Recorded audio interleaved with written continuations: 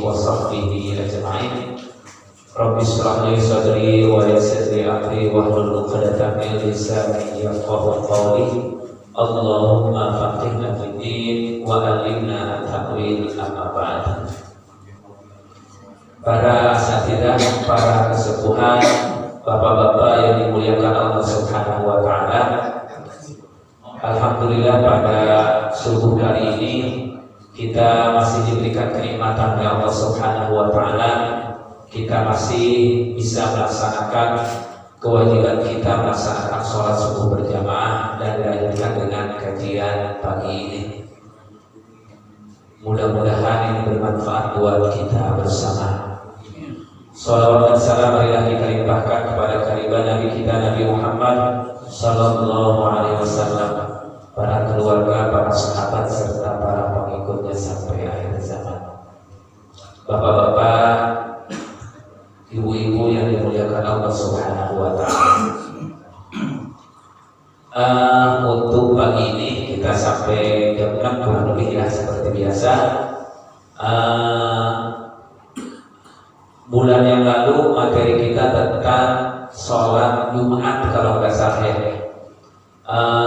Hari ini saya akan ini kayaknya pernah 2023 apa 2024 awal saya pernah mengisi ini tentang babul musafir. Nah, tapi masih ada yang mungkin kita perlu dalami kembali, khawatir lupa dan yang lainnya yang sering kita lakukan.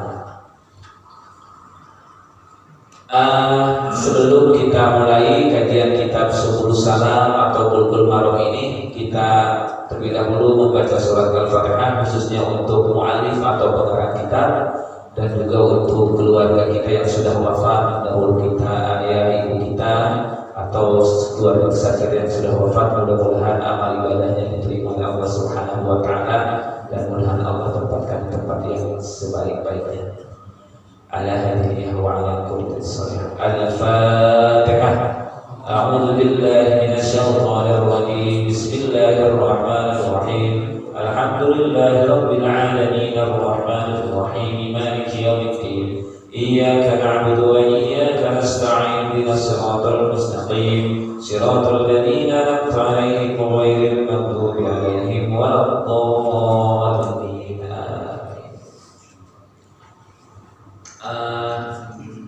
Saya sengaja mengulang, udah beberapa ada yang diulang ya, mungkin baru nanti berikutnya kita baru lagi karena mulai 2022 kita ya, jadi harus ada yang diulang lagi karena khawatir kita lupa mengingatkan kembali. Babul musafir. Musafir ini berarti bab tentang orang yang dalam perjalanan.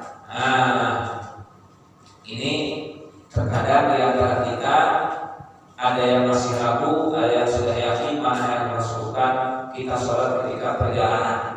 Karena kalau masalah fikih pasti banyak ulama berbeda pendapat, itu masalah fikih. Di dalam sholat musafir ini ada dua yang dibahas. Yang pertama adalah sholatul qasri. Apa itu sholat qasar? Dan yang kedua adalah sholatul jam'i, adalah sholat jamak. Sholat qasar dan sholat jamak sering kita melakukan dua-duanya ini digabung ya. Kadang ada yang memahami bahwa sholat itu harus digabung dua-duanya, padahal berbeda antara sholat qasar dan sholat jamak. Kalau sholat qasar adalah meringkas dari 4 menjadi 2. Kalau sholat jamak menggabungkan 2 sholat menjadi dalam 1 waktu. Ya, bahwa sekali lagi sholat qasar adalah yang 4 rakaat menjadi 2. Sholat jamak adalah menggabungkan yang dari 2 waktu menjadi 1 waktu. Tapi terkadang kita melakukannya dua-duanya, qasar iya, jamak iya. Tapi nanti ada perbedaan sebab mengqasar dan sebab menjamak. Ya. Dalilnya, dalil qasar dan sholat ini surat An-Nisa ayat 101. Wa idza darabtum fil ardi falaysa 'alaikum junahun an taqsuru minas shalah in khiftum ay yaftinakum alladziina kafaru. Dan apabila kamu bepergian di muka bumi ini, maka tidaklah mengapa kamu mengqashar salatmu jika kamu takut diserang orang-orang kafir. Ini dalil yang pertama, bahwa ketika itu kita diperintahkan mengqashar di awal-awal pada masa Rasulullah adalah ketika khawatir takut diserang orang-orang kafir. Sehingga para ulama menafsirkan ayat ini bisa khawatir dengan yang lain dan yang lainnya. Itu dari ayat Al-Quran. Adapun dari hadisnya, Anna Aisyah radhiyallahu anha qalat awwalu ma furidat as-salatu rak'atayn fa uqirat salatus safari wa utimmat salatul hadari muttafaq alaih. Apa maksudnya? Bahwa hadis dari Aisyah radhiyallahu anha qalat yang pertama kali diperhatikan salat adalah 2 rakaat. Fa uqirat, maka itu ditetapkan adalah salat dalam perjalanan. Wa utimmat salatul hadari, dan disempurnakan salat ketika kita tidak dalam perjalanan kalau dalam hadir. Ini dalilnya. Walil Bukhari tsumma hajara furidat arba'an wa uqirat salatus safari 'alal awwal. Ini adalah dalil bahwa ketika kita dalam perjalanan maka boleh kita mengqasarnya, dan ketika kita tidak dalam perjalanan kalau hadir maka kita wajib menyempurnakan sholatnya atau 4 rakaat. Yang berikutnya, wa anhu radhiyallahu anhu qala kharajna ma'a Rasulillah sallallahu alaihi wasallam minal Madinah ila Makkah fa kana yusalli rak'atayn hatta raja'na ilal Madinah. Muttafaq alaih. Hadis masih dari sebelumnya sama, wa anhu radhiyallahu anhu qala kharajna, kami keluar bersama Rasulullah SAW minal Madinah, dari Madinah ke Mekah, maka yusalli rak'atayn hatta raja'na ilal Madinah. Maksudnya ketika berangkat dari Madinah ke Mekah, Rasulullah sholatnya 2 rakaat sampai Rasulullah pulang kembali ke Madinah. Ini beberapa hadis yang menerangkan bahwa diperbolehkannya mengqashar sholat. Itu ada 2 dari ayat Al-Quran dan hadis. Sekarang kita mendetil membahas tentang sholat qashar ini. Yang pertama adalah hukum qashar. Bagaimana hukum qashar ini? Paling tidak para ulama itu ada beberapa pendapat, dan tidak ada 4 pendapat hukum qashar. Tapi kita harus konsisten. Kalau kita mengqashar hukumnya menurut Imam Syafi'i, sampai batasnya, ukurannya, waktunya, mulai mengqasharnya, bepergiannya, itu ikutin imam itu. Kalau nggak tahu ya kita ikutin yang sudah kita pelajari dengan guru-guru kita. Kayak hukum qashar, ada hukumnya fardhu ain. Kalau fardhu ain apa berarti itu? Berarti harus mengqashar setiap individu. Itu menurut Imam Abu Hanifah. Tapi nanti ada perbedaan di jaraknya juga. Harus berapa jarak, harus berapa lama. Yang kedua adalah boleh memilih. Boleh memilih, boleh mengqashar, boleh tidak. Tapi yang utama adalah tidak mengqasharnya, karena rukhsah. Itu menurut Imam Syafi'i. Boleh memilih mengqashar atau tidak. Ya, utama tidak mengqasharnya. Itu menurut siapa? Itu Imam Syafi'i. Yang ketiga adalah sebagai hanya memilih saja, tidak ada utamanya. Itu beberapa pendapat pengikut Syafi'i. Dan yang terakhir adalah hukumnya sunnah. Sunnah ini menurut Imam Malik. Kok beda-beda nanti ada di bawahnya tadi. Tadi ada yang fardhu ain, berarti harus dia berasa ketika dalam perjalanan dia harus mengqasharnya. Ada yang rukhsah dan lebih utama tidak mengqashar, Imam Syafi'i. Kalau Imam Malik ada sunnah. Dia ketika dalam perjalanan bepergian yang jaraknya sudah sesuai, mulai mengkosongnya juga dia memahami, maka dia sudah ini membalik. Dan pengikut Syafi'i adalah kesini adalah boleh memilih antara mengkosong dan juga tidak sudah dan tidak wajib. Itu yang umumnya. Jadi macam-macam. Ya tinggal kita saja, silahkan. Ini biasanya kita masih sesuai dengan kita ya. Ada yang mengkosor, ada yang tidak sesuai dengan kondisi kita. Yang kedua adalah jarak yang diperbolehkan mengkosor, jaraknya bagaimana? Apakah kita tiba-tiba bepergian keluar boleh? Tentunya ada ketentuan-ketentuannya. Yang ketiga adalah bepergian yang boleh mengkosor. Apakah semua bepergian boleh mengkosornya? Mulai mengkosor, dari mana kita mulai mengkosor? Apakah mulai dari sebelum berangkat? Apakah harus dari perjalanan dan yang lainnya? Dan yang terakhir akan dibahas adalah batas waktu kosor. Ini ya ada beberapa yang akan kita bahas, mudah-mudahan selesai sampai dengan hukum mengkosor. Tadi sudah dijelaskan, ada yang fardu ain Abu Hanifah, ada boleh memilih antara mengkosor atau tidak, dan lebih utama mengkosor sunnah mengikut Syafi'i, sunnah Imam Malik, dan kosor sebagai diferensiasi tanpa kosor lebih utama Syafi'i. Ini ya, ada yang wajib fardu ain, boleh memilih sunnah, kosor. Kalau saya biasanya kalau pulang kampung atau apa, kalau agak ini lebih baik di kosor, lebih baik di kosor. Tapi tidak juga, saya memang tidak ada apa-apa. Dalilnya, kenapa kita di kosor? Shadaqatu wa sadaqallahu 'alaiha 'alaikum faqbalu shadaqatahu. Allah kosor itu adalah sebuah sedekah. Allah sudah mensedekahkan dengan sedekah itu kepada faqbalu shadaqatahu, maka terimalah sedekahnya. Jadi diibaratkan bahwa kosor ini memberikan sedekah kepada umatnya, bahwa ketika kita dalam perjalanan kita mengkosornya, maka terimalah keringanan itu. Maka ada yang menyampaikan kalau tidak ini karena sedekah Allah kita terima sedekah itu. Maka ada yang menyatakan bahwa itu adalah dalil sunnah bahwa kita wajib disunahkan untuk menerima itu.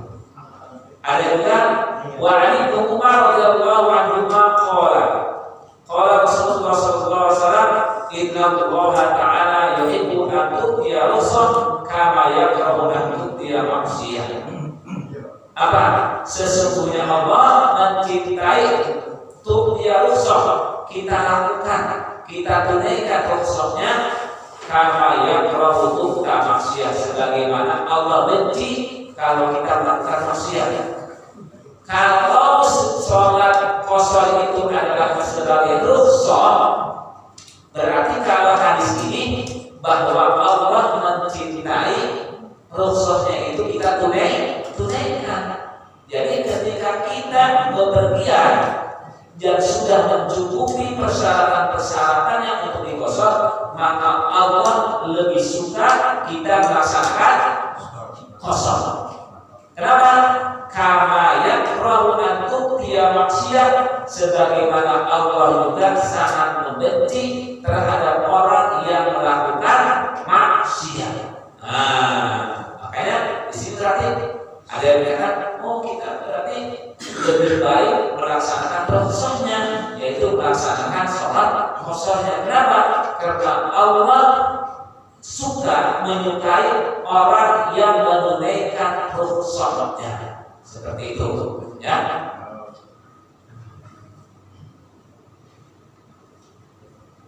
Ada beberapa yang wajib. Yang wajib itu Abu Hanifah dalil bahwa ada hadis furiḍat as-shalah rak'ataini, difardukan sholat, maksudnya sholat safar itu 2 rakaat ketika dalam perjalanan, sehingga Abu Hanifah menyatakan bahwa sholat qasar itu adalah sifatnya adalah fardu ain. Sedangkan yang lain ada menyatakan sunat rukhsah, ada dilihat. Nah, seperti itu. Yang berikutnya adalah jarak yang diperbolehkan kosong. Ya. Di sini ada beda-beda pendapat juga jaraknya antara beberapa para ulama. Ya, ada beberapa para ulama. Yang pertama adalah dalam hal ini ada beberapa bahwa jaraknya itu adalah 4 burun. 4 burun itu adalah jarak dari dari Mekah ke Muzdalifah. Nah, kalau di sini dijelaskan bahwa kurang lebih jaraknya itu adalah 4 burun itu yaitu 3 mil. 1 mil berapa kira-kira? 1,6 kilo. Ya, ada yang menyatakan kurang lebih 1,6 kilo. Berarti kalau 3 mil itu ya tak berapa kira-kira? Berapa kilo? Oke. Ada yang menyatakan bahwa 4 burun itu kurang lebih, ada yang menyampaikan 80 kilo. Ada yang menyampaikan 4 burun itu adalah 84. Ada yang menyampaikan 88, ada yang menyampaikan 90 kilo. Nah, 90 kilo. Ya. Atau 16 pas. Ya, kurang lebih ada pokoknya para ulama itu 80 sampai 90 kilo itu sudah diperbolehkan untuk kita apa namanya tadi? Kosong. Nah, ya. Oke. Kalau ini adalah Imam Malik, Imam Syafi'i dan juga Imam Hanbali. Ini adalah 40 itu kurang lebih 80 kilo sampai ke 90 kilometer kurang lebih. Kalau di sini dijelaskan bahwa 4 burun itu atau 4 pos itu atau kita 80 sampai 85 kilo itu adalah wadalika masyiratun adalah dan itu adalah perjalanan 1 hari dalam perjalanan sedang. Kalau dalam perjalanan kurang lebih seperti itu, yaitu perjalanan 1 hari dalam perjalanan sedang. Itu menurut Imam Malik, Imam Syafi'i dan beberapa ulama yang lain. Kalau Abu Hanifah kan tadi wajib ya, fardu ain. Berapa lama perjalanannya dalam turun perjalanan itu? Kalau 4 burun itu menurut Imam Syafi'i dan Imam Malik itu perkiraan perjalanan 1 hari ya perjalanannya. Kalau Imam Malik wa qala Abu Hanifah wa qala Abu Hanifah wa ashabuhu aqallu ma tasulu fi as-salat berapa coba? Salasata ayyam. Perjalanan jarak tempuhnya adalah 3 hari dalam perjalanannya jauhnya. Ini jalan-jalan terus. Kalau Imam Syafi'i, Imam Malik berapa tadi? Kurang lebih 1 hari. Jadi beda. Makanya kalau Imam Syafi'i tadi boleh memilih, tapi lebih utama tidak digosok. Kalau itu fardu ain, tapi persyaratannya berbeda. Persyaratannya Abu Hanifah ini persyaratannya perjalanannya berapa hari tadi? 3 hari lamanya. Jangan sampai kita ketika hukumnya memilih Abu Hanifah ketika jarak perjalanannya memilih imam yang lain. Kalau bisa kita konsisten. Tapi kalau kita biasanya jarak tempuhnya berapa? 90 kilometer kurang lebih lah. Ada 88, ada 90, ada 90 kurang lebih seperti itu.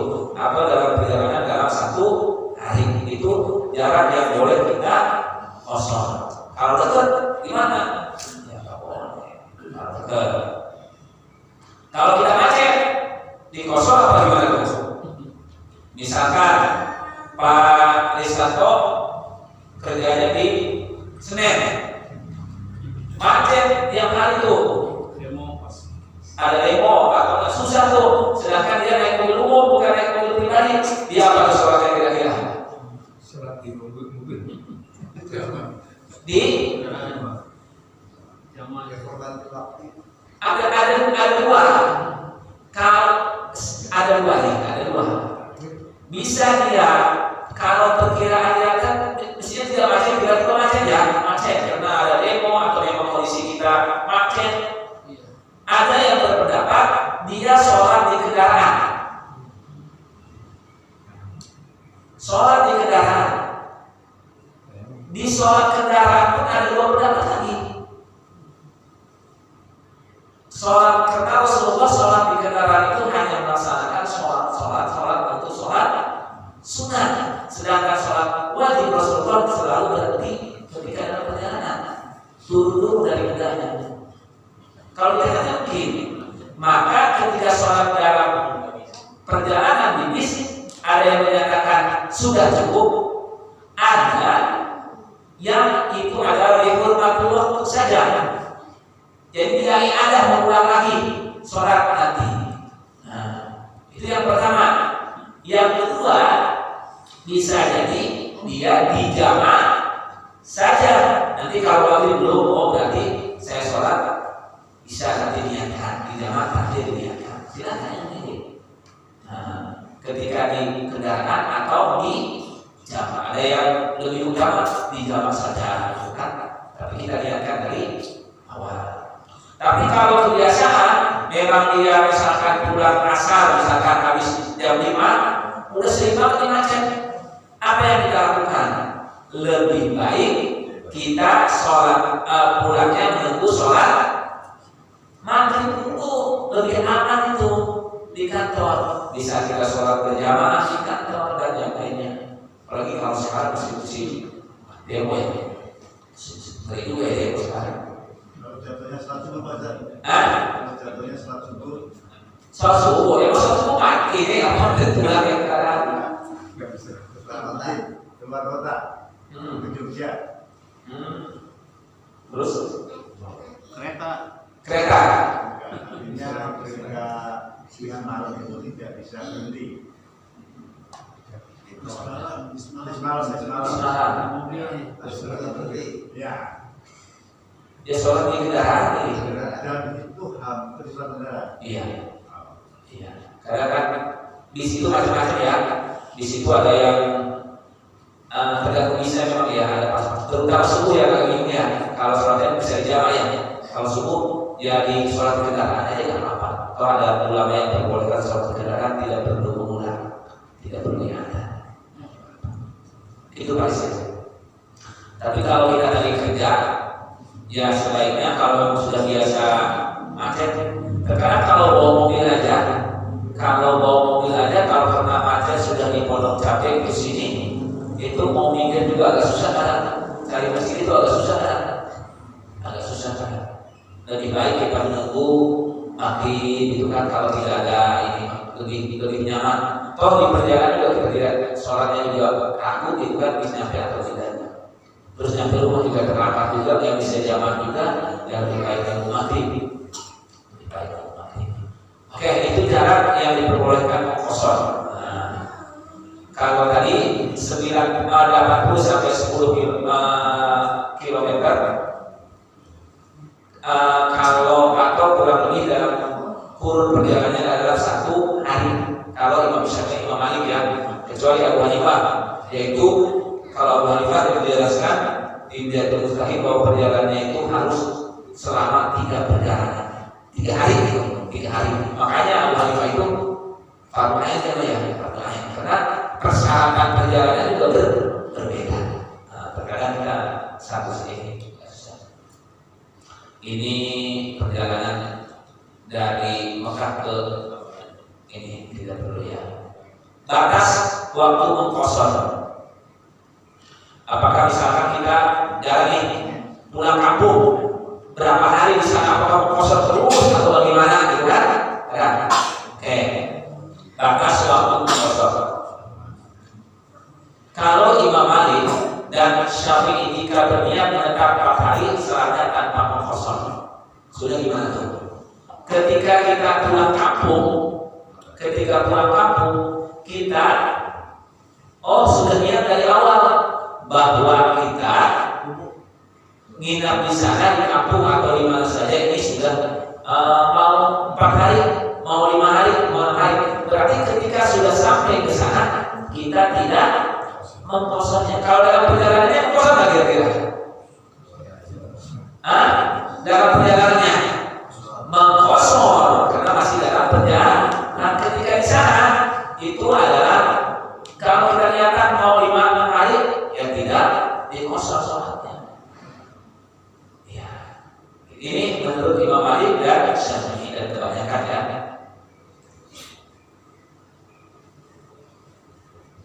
Abu Hanifah bukan 4 hari, tapi Abu Hanifah jika sudah berniat menetap di tempat tujuan selama 5 hari, sholatnya tanpa mengkosor 5 hari. Kalau tadi berniat menetap 4 hari, kalau Imam Syafi'i, kalau Abu Hanifah ini adalah 5 hari. Ini ada makna mukim dan musafir sebenarnya. Karena yang dinamakan dengan mukim itu biasanya lebih dari 3 hari, makanya tidak boleh mengkosor. Dan yang terakhir Imam Ahmad jika berniat menetapnya lebih 4 hari, sholatnya tanpa mengkosor. Ini perbedaan ini. Cuma ada permasalahan juga terkadang ketika kita sebulan di kampung, apakah yang 3 harinya boleh dikosor atau enggak? Atau semuanya? Kalau saya lebih utama ketika kita berniat lebih dari 3 hari, maka dari awal sudah tidak mengkosornya dari awal. Tapi nanti akan menemukan, oh di hari pertama boleh karena masih musafir. Kalau saya beberapa referensi menyampaikan bahwa ketika kita berniat lebih dari 3 hari, 4 hari ke atas, maka sholat kita dari awal tidak dikosor. Ketika di perjalanannya kita tetap mengkosor kalau memang kita mau mengkosornya. Ini batasan waktu mengkosor. Jangan sampai kita lama bisa kosor terus. Silahkan pilih yang mana. Itu tentang sholat kosor. Nanti kita akan ketika kita dalam perjalanan misalkan, yang belum adalah batasannya sudah, waktunya sudah. Yang berikutnya adalah ketika kita batasannya itu mulai kapan kita mengkosor? Kira-kira mulai kapan? Apakah boleh nggak kita, misalkan kita mau jalan ke Jogja misalkan, Pak Risnanto mau pulang ke Jogja misalkan. Pak Risnanto ini sudah memperkirakan dia naik bis apa bisa Pak Risnanto itu? Bis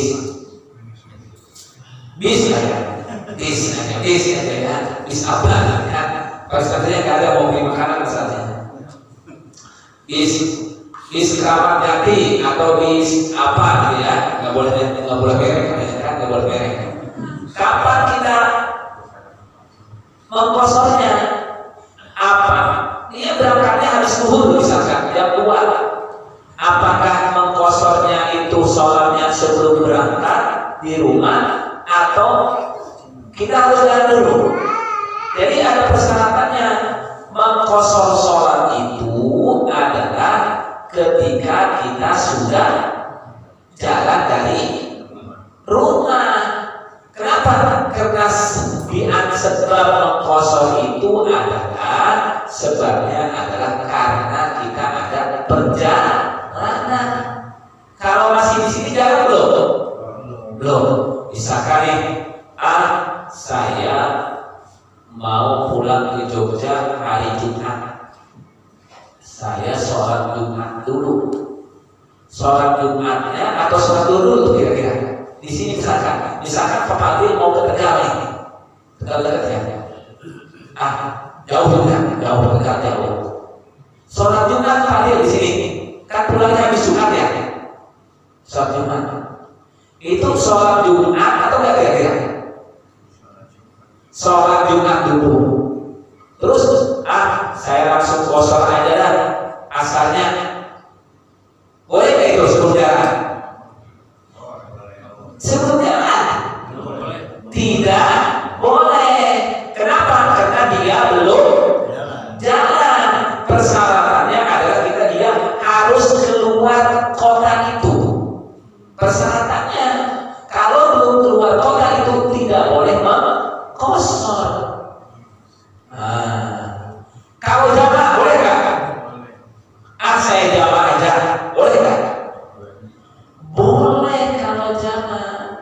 Kalau jamak boleh. Jamak itu apa? Mengumpulkan dua sholat atau dua waktu menjadi satu waktu. Begitu.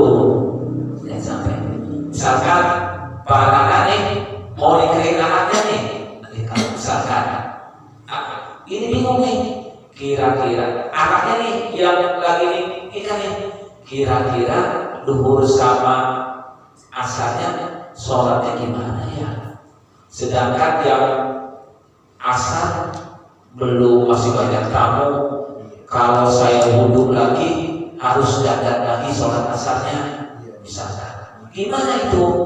Itu diperbolehkan apa? Sholat jamak. Boleh kosong nggak kira-kira itu? Tidak boleh. Jamak iya. Tapi kalau kebiasaan, saya setiap hari Rabu ini rapat nih sampai asar saya jamak, kebiasaan tuh boleh nggak dijamak kira-kira? Tidak boleh, karena itu hal biasa. Hal biasa, rutin, rutinitas, kecuali hal-hal tertentu. Kalau itu mah parah aja, itu pimpinannya udah tahu waktunya harus sholat terus misalkan. Oke ya, itu kita jadi ketika mengkosor itu kita harus keluar dari kota kita terlebih dahulu. Berarti gimana? Oh, kita mau ke pasar Jumat atau mau kemana? Oh, berarti kita jalan dulu baru mengkosor di sana. Oke ya, itu apa namanya, untuk kita kapan mulainya mengkosor sholat. Kita kalau ada tadi sholat itu jamak, sholat jamak. Nah, ini kalau sholat jamak tadi menggabungkan antara sholat zuhur, asar, boleh di waktu zuhur, boleh di waktu asar, atau di waktu zuhur selainnya. Kalau jamak aktif berarti zuhur, kalau jamak akhir berarti di asar. Hadisnya, wa an Anas radhiyallahu anhu qala kana Rasulullah sallallahu alaihi wasallam idza irtahada fi safaratin qabla an tazgha asy-syamsu akhara ad-dhuhra ila waqtil asr summa nazala fa jama'a bainahuma fa in zaghat asy-syamsu qabla an yartahila saba'a ad-dhuhra summa raqiba.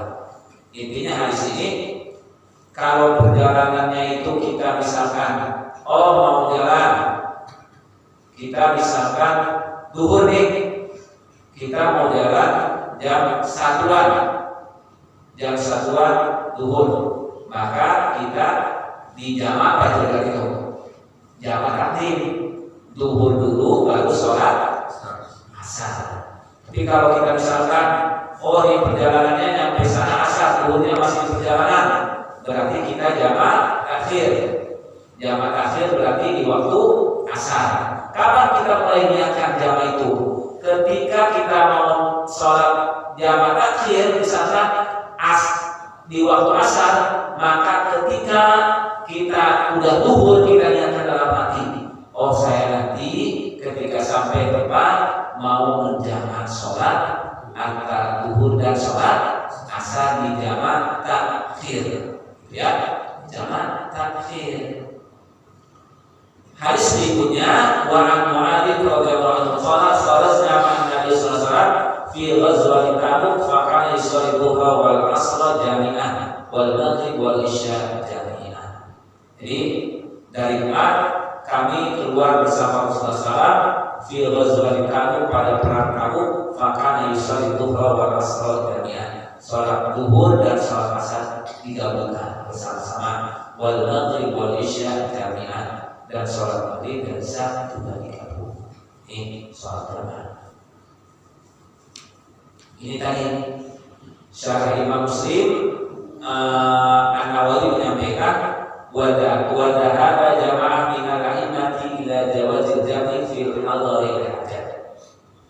Para ulama memperbolehkan sholat jamaah ketika kita tidak bepergian atau ada di tempat atau hadir.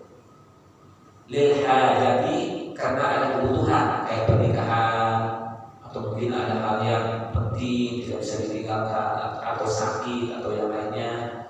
liman la yattakhidhu 'adatan, bagi orang yang tidak mengambil itu sebagai kebiasaan. Maka tidak boleh kalau kebiasaan saya jamaah aja, gitu kan? Tidak apa biasa terus. Tapi kalau mungkin karena hal penting kayak ada pernikahan anaknya atau bagaimana, itu diperbolehkan di jamaah. Kenapa? Wal qasru sababuhu as-safaru. Qasar itu disebabkan ada perjalanan. La yajuzu fi ghairi safar, dan tidak boleh melakukan qasar selain dalam perjalanan. Makanya tadi bahwa mulainya pun kita sudah bepergian. Kalau kita tidak, kalau kita belum berjalan tidak boleh dikosor. Di jamaah mereka boleh. Wa amal jamu fasabahu al-hajat wal udhur. Maka dan ada pun jamaah, maka sebabnya jamaah itu adalah karena ada kebutuhan, ada hajat, wal udhur dan ada udhur. Fa idza ihtaja ilahi jamaah fi safari al-qasri, maka dia ketika butuh jamaah maka dia boleh menjamahnya fi safari dalam perjalanan yang pendek, wa tawil maupun perjalanan yang jauh. Wa kadzalika jamu lil maqali wa nahwihi, dan begitu juga jamaah karena hujan. Tapi kalau sekarang nggak begitu ngaruh ya, kalau di rumah sudah bisa ya. Wa nahwihi dan sejenisnya, wal maradi dan karena sakit, wa nahwihi dari ada maksud-maksud tertentu ya.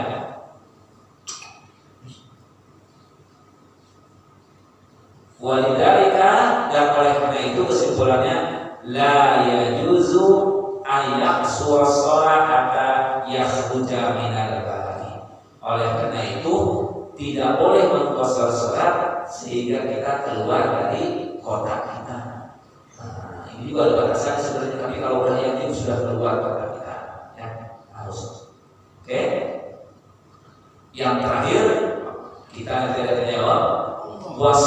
Gimana kalau kita misalkan kita nih sholatnya kita sholat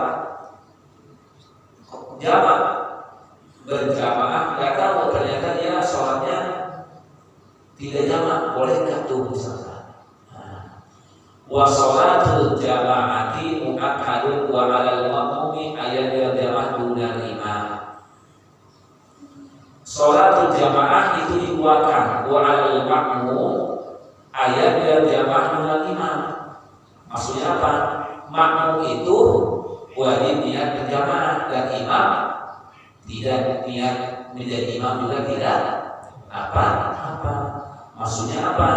Ketika dia menjadi imam, dia tidak qasar atau jamaah ada makmum, ikut tidak ada masalah. Bahkan orang yang bermakmum kepada yang sunnah juga ada yang diperbolehkan. Ya, ada yang diperbolehkan. Wa yajuzu ayat kamal mukhtalif bil muqtaqi wal mukhtalif bi suratul afradi. Ini adalah bahwa sholat ada kasus ketika sholat dia sebelum sholat berjamaah, dia sholat jamaah kepada orang yang sholat sunat. Ini adalah diperbolehkan, ada kasus. Misalkan Pak Fadil sholat sunat, datang dia mau jamaahnya sama imam, itu kasus itu pernah, itu diperbolehkan untuk bermakmum kepada ketika kita tidak tahu bahwa dia ada sedang sholat sunat, ketika dia tidak tahu sholat sunat. Mungkin ini ya, ada waktu sekitar 6 menit lagi, silakan ada yang menambahkan kalau untuk berdiskusi. Nanti saya cepat biar tanya jawab banyak. Silakan. Nanya nih. Iya. Dari ketika sholat sunat kemudian ada yang mau berjamaah di belakang. Yang biasanya kan yang kita lihat di beberapa masjid mereka memberikan tanda-tanda tuh di depannya bahwa ini adalah bukan sholat wajib, atau memberikan dengan misalnya tangan. Ada beberapa hal seperti itu. Apakah memang itu diperbolehkan atau tidak? Karena tadi dikatakan boleh gitu untuk mengikuti sholat berjamaah walaupun imamnya di depan itu sholat sunnah. Apa gerakan yang seperti itu diperbolehkan ketika sholat? Tidak. Oke, terima kasih. Iya, kadang kita melihatnya ketika kita sholat datang kadang ada yang menepuk kita tangan ini ya, itu kita menandakan mau sholat. Apakah itu ada bagaimana seperti itu ya? Dan yang sholatnya juga dia memberitahukan nggak boleh mengikuti dengan tangannya ke belakang begini nih. Karena kita sholat sunnah bukan wajib. Itu boleh nggak sebetulnya? Yang jelas sampai saat ini, salah kalau saya belum menemukan dalil itu bahwa ketika kita sholat harus pakai adat. Yang jelas seperti di kitab Al-Majmu'ah, Imam Nawawi pernah menyampaikan seperti ini.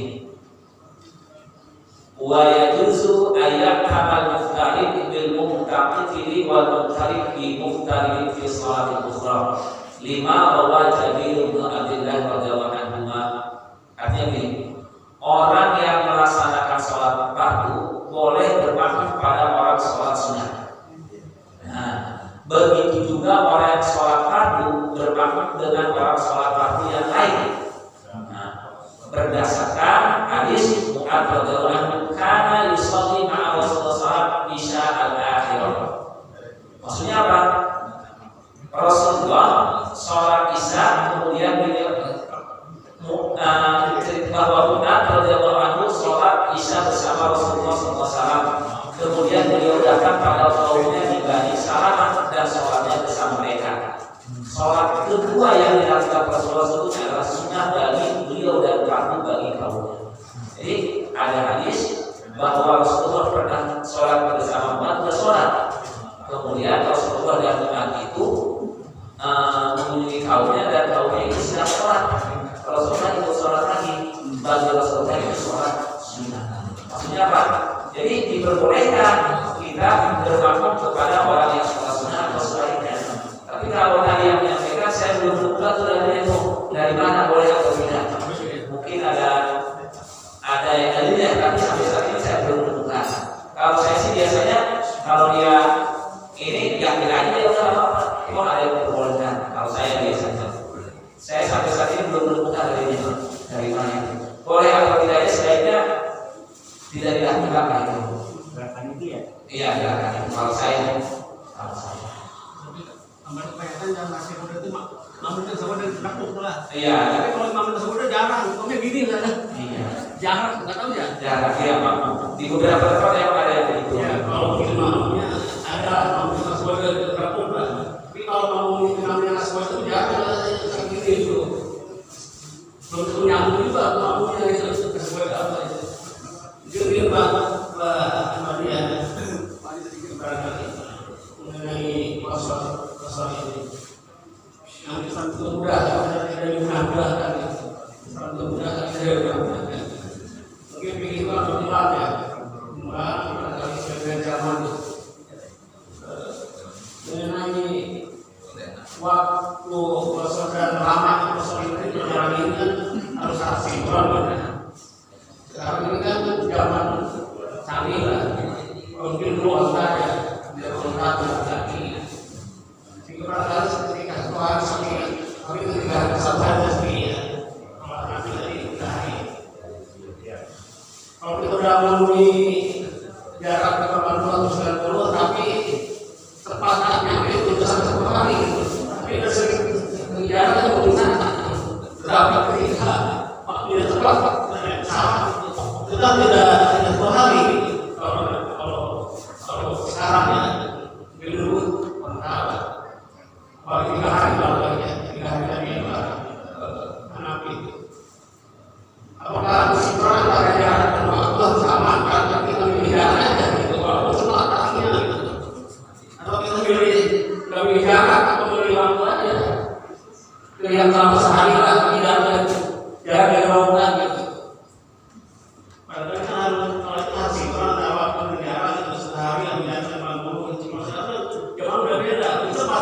naik kalau jauh itu udah 90 itu ada berkurang atau milih salah satu itu gimana lagi? Iya, terima kasih, menarik juga ya. Karena zamannya sudah canggih, apakah kita menentukan ketentuan kosong itu jaraknya harus 90 km atau memang perjalanannya 1 hari? Mengingat kalau naik pesawat itu kan deket ya, naik pesawat. Di sini tentunya kita harus menafsirkan kembali ya. Makanya kalau di dalam kitab Bidayatul Mujtahid ini menyantumkan jadi 90 kilometernya 4 hurufnya itu, karena 4 huruf jaraknya itu agak jauh perjalanannya, jadi minimal itu berapa? 1 hari. Bahkan kalau Abu Hanifah berapa tadi? 3 hari. Kalau saya pribadi menafsirkannya adalah waktunya itu kadang-kadang kita walaupun tidak 90 ya, kalau keluar enggak misalkan perjalanan jauh misalkan bisa jadi di zaman saja, tapi itu kalau kemacetan dari zaman. Tapi kalau saya lebih ke waktunya Pak Haji, waktunya jadi kurang lebih 1 harian dalam perjalanan sedang seperti itu Pak Haji. Memang ya bisa jadi nanti yang jaraknya seperti itu ada juga, karena udah terjadi penafsiran para ulama, nggak jadi masalah itu. Kalau ada dalilnya 40 itu 90. Kalau saya pribadi adalah ke waktunya itu. Iya. Satu lagi Pak. Iya mau. Apa aja dulu ya? Saya udah diwakili kita. Oh gitu. Sama kan? Sama. Baik, terima kasih. Ya, kebetulan saya kan dalam seminggu antara 3 sampai 4 kali dari Karawang. Oh iya. Di Karawang dari rumah saya itu ada sekitar 80 kilo.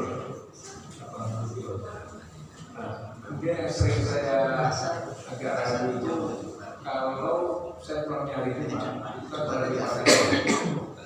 Terus kemudian perjalanan yang dari Karawang ke sini itu sangat tergantung. Kadang-kadang bisa cepat, kadang-kadang lambat. Nah, ini apakah masih bisa dikosor atau tidak? Kalau untuk sholat asarnya, di waktu sholat Jumat itu langsung saya kosor. Kan saya belum berangkat dari Karawang, tapi kan posisi saya sebenarnya kan jauh dari rumahnya di Depok kan gitu. Yang mana kosor. Oke baik. Terima kasih Pak Haji. Kasus jadi perjalanan dari Karawang ke sini itu perjalanannya setelah Jumat ya Pak? Setelah Jumat. Sholat Jumat dulu ya. Yang ragu ini asarnya ya. Asarnya kalau kita berangkat dari sana ke sini itu nyampe atau dari seringnya tidak nyampe ya. Seringnya tidak nyampe. Kalau saya untuk perjalanan dari Karawang setelah sholat Jumat, kalau kita ragu macet dan yang lainnya, karena mampir juga agak bingung ya, karena khawatir dan yang lainnya, lebih baik sholatnya di jamaah. Jadi sholat Jumat dulu, habis itu sholat asar sendirian. Sholat asarnya berapa rakaat? 4 rakaat, tidak dikosor. 4 rakaat. Karena kan masih di sana juga kan belum perjalanan. Itu yang pertama. Ya perjalanan. Dan itu juga perjalanannya nggak lama sebenarnya. Karena macet aja kan. Karena macet tidak lama itu. Tidak sampai 1 hari ya sebenarnya. Atau ya 80 kilo. Tapi kalau saya sebaiknya di jamaah saja, tidak dikosor. Begitu hadiahnya. Kecuali nanti saya sambil jalan sambil mampir dulu. Tapi kadang apalagi kalau bawa sesuatu dari sholat di jalan agak susah. Makanya diperbolehkan untuk di jamaah. Ya silakan Pak Yansi. Terima kasih. Pertanyaan saya banyak. Banyak. Perlu catatan. Oke, saya catat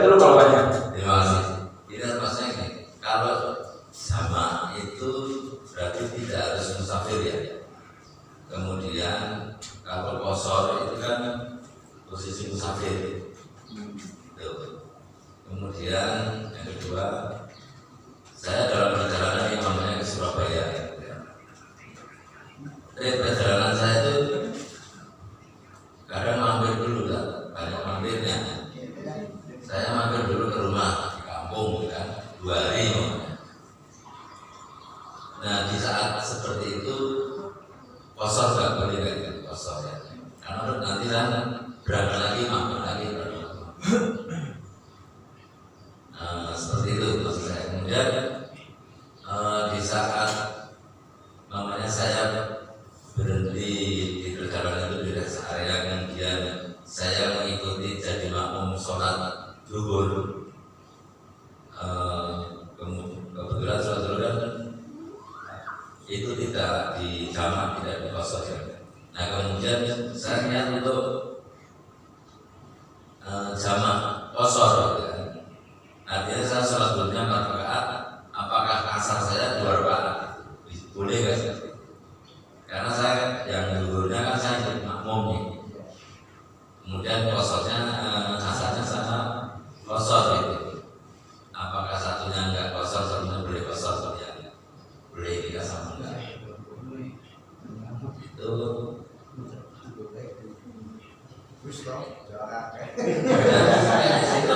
jadi Pak Ahmad sudah ya cepat ke asar. Ya itu aja ya. Saya jadi kuat banget. Oke, terima kasih. Saya catat tadi. Siap. Yang pertama hanya pernyataannya menegaskan bahwa qashar itu karena ada perjalanan, jamak itu selain itu bisa aja atau ada kegiatan yang lainnya, dan tidak menjadi kebiasaan, tidak boleh menjadi ada kebiasaan. Itu yang pertama. Itu pernyataan tidak perlu dijawab ya. Hanya penegasan. Yang kedua, saya kan perjalanan ke Surabaya atau kemana-mana. Kalau pasti kan sering jalan kemana-mana ya. Saya mampir dulu nih 2 hari di rumah. Misalkan pas hari ini menyatakan bahwa qashar adalah sunnah, misalkan ya, atau sebagai rukhsah itu harus diambil misalkan nih pendapatnya. Kalau pendapat seperti itu 2 hari berarti kan dia masih dalam perjalanan, berarti dia sholatnya di qashar, karena masih dalam perjalanannya. Yang menetap yang dinamakan mukim itu yang menetap itu lebih dari 3 hari. Kalau di bawah 3 hari ke bawah berarti dia masih musafir, bisa dalam perjalanan. Tapi kalau kata sih saya lebih nyaman jamaah sholat biasa, apa jamaah sholat biasa usah di qashar, apa kenyamanan kita boleh memilih kan? Nyaman kalau saya nyamannya jamaah aja kan, saya bisa sholat qobliyah, bisa jamaah, bisa ba'diyah dan yang lainnya, nyaman seperti itu. Oh, saya mau qashar aja, sunnah menurut Imam Malik, karena ini adalah sholat kepada Allah. Ini adalah rukhsah diambil. Oh, qashar aja 2 hari di sini, ya nggak apa-apa.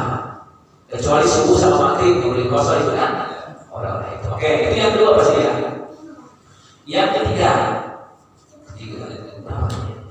ketiga, saya nih misalkan sholat zuhur dan asar, tidak meneruskan perjalanan. Ini karena saya pengen jamaah, kan jamaah pakainya banyak juga kan. Saya sendirian. Sebenarnya boleh 2 pilihan sebenarnya.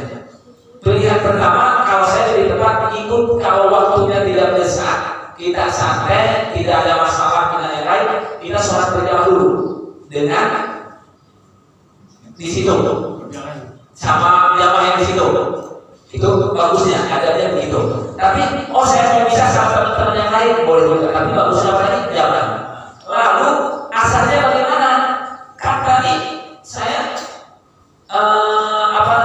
berjamaah sama jamaah itu biasa kan, boleh nggak asalnya di qashar?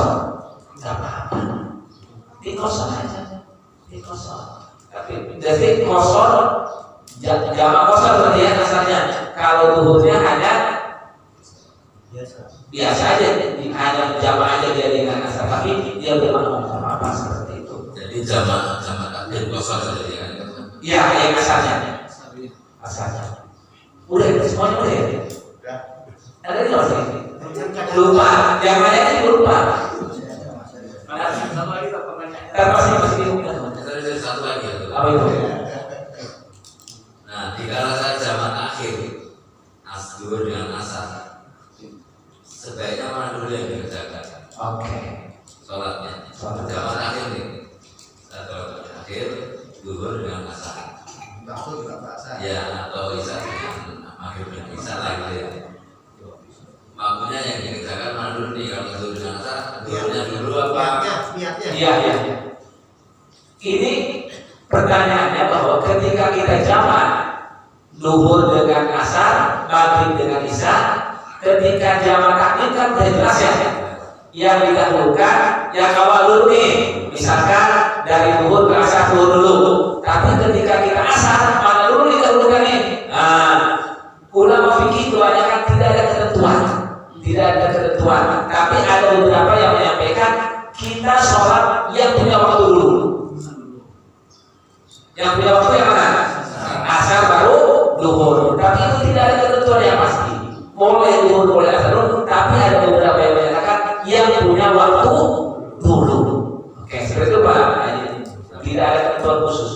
Baik. Kalau isya juga Sama. Maghrib dan isya juga sama. Kalau di takdir berarti maghrib apa isya? Isya. Tapi itu tidak dibawa. Oh, saya dulu apa-apa. Jadi enggak. Pak Mufid. Tapi kan kita kalau misalnya masih musafir kan pengennya bekerja berjamaah itu. Ternyata waktu misalnya maghrib sama isya lagi. Misalnya maghrib atau isya yang bacaannya beda. Nah itu pas di rakaat kedua, pas kita ikut sholat jamaah, ternyata mohon maaf bacaan Fatihahnya kurang bagus gitu misalnya. Nah, karena kita sudah terlanjur ikut, kalau kita mau mutus kan ada dalam berjamaah ya salah satunya gitu kan.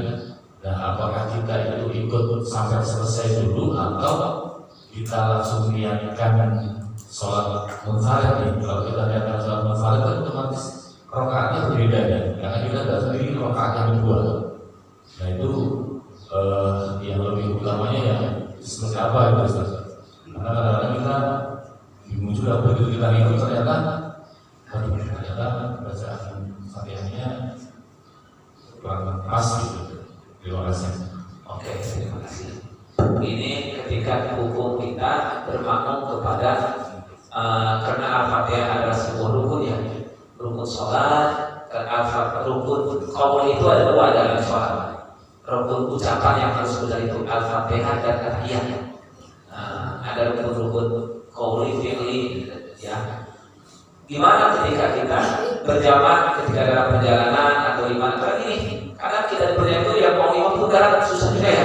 Ketika kita pas jalan, oh Al-Fatihahnya ini kayak menurut saya, kalau Al-Fatihahnya itu menurut kita parah banget, menyalahi arti dan yang lainnya, dan kita sebaiknya kita munfarid. Tapi munfarid itu niatkan agar mufarokoh keluar dari berjamaah. Tapi kita juga ketika berjamaah harus merawat adab kita. Adab kita. Jadi kita niatkan mufarokoh, tapi gerakan kita tidak jauh dengan itu, dengan bersolat berjamaah itu. Tapi kita sudah sendiri sebenarnya. Jadi dua-duanya dapat. Kita tetap menghormati dan sholat kita juga sah. Kalau saya seperti itu sebaiknya. Karena kalau kita belajar itu berbelakang, khawatir, wah tersinggung dan yang lainnya. Jadi kita sebaiknya ketika bacaannya Al-Fatihah khususnya banyak menyalahi ya, banyak salah dan yang lainnya tidak sesuai, ya kita mufarokoh, memisahkan, tapi gerakannya tidak jauh dengan yang imam itu. Secara tempat nggak beranjak dari situ. Iya, karena kita juga harus menghormati juga kan, harus menghormati juga. Jadi jaga kesopanan kita, khawatir tersinggung, wah ini gitu kan, seperti itu. Begitu maksudnya. Sudah cukup, ada lagi yang menambahkan? Iya, mau. Menurut saya pertanyaan dulu ya mengenai koordinasi Jumat ini kan. Kalau saya dengar waktu kecil itu ada ulama yang mengatakan kalau Jumat itu jangan pergi setelah maghrib fajar gitu, harus sebelum maghrib fajar kita berangkat lah. Karena mungkin waktu pendek itu Jumatan saya supaya kita mengejar Jumat itu barangkali ya ulama itu ada apa namanya pendapat gitu. atau dari apa gitu ya. Sehingga Jumat juga kan agak ketat gitu untuk pernikahan Jumat itu. Jangan sampai mungkin Jumat lewat gitu, atau mungkin kan Jumat nggak bisa jamaah, nggak bisa dikosor, bagi apa jadi kosor gitu. Atau Jumat, atau mungkin Jumat ketika kita bikin susah lah sampai keterangan umum barangkali ya, karena kita nggak berhenti mobil kalau jalan perbaikan bisa lah, mungkin mampir dulu kan. Apakah bisa diganti dengan duhur gitu, karena kita udah kepergiannya itu udah usah dari pagi itu, dari jam 4 misalkan sudah berjalan gitu, tapi tidak terkerja juga gitu. Rada Jumat harus perginya sebelum Jumat, sehingga ada ulama itu beberapa harus pergi Jumat itu harus hati-hati, kita harus ada warning lah misalnya. Menurut saya, terima kasih. Oke, baik. Memang untuk Jumat ini kalau kita dalam perjalanan sama ya. Kalau musafir Jumat salah satu boleh beda pada hakikatnya. Tapi memang kalau guru kita dulu atau orang kita dulu tidak disarankan bepergian setelah terbit matahari di hari Jumat berjalan jauh ya. Khawatir tidak sholat Jumat, karena tidak keutamaan sholat Jumat itu sangat banyak. Itu hanya khawatir aja kan. Khawatir, jadi memang ya sebaiknya kecuali darurat bisa tidak berangkat seperti itu harganya.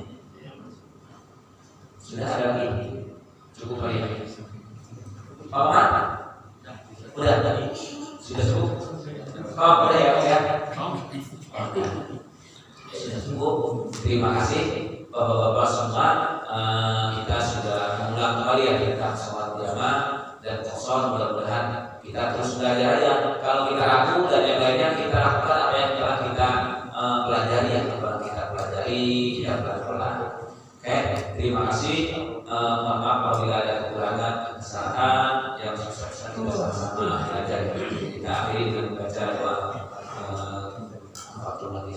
Bismillahirrahmanirrahim. Subhanallahumma wa bihamdika asyhadu an la ilaha illa anta astaghfiruka wa atubu ilaik. Alhamdulillahirabbil alamin. Assalamualaikum warahmatullahi wabarakatuh.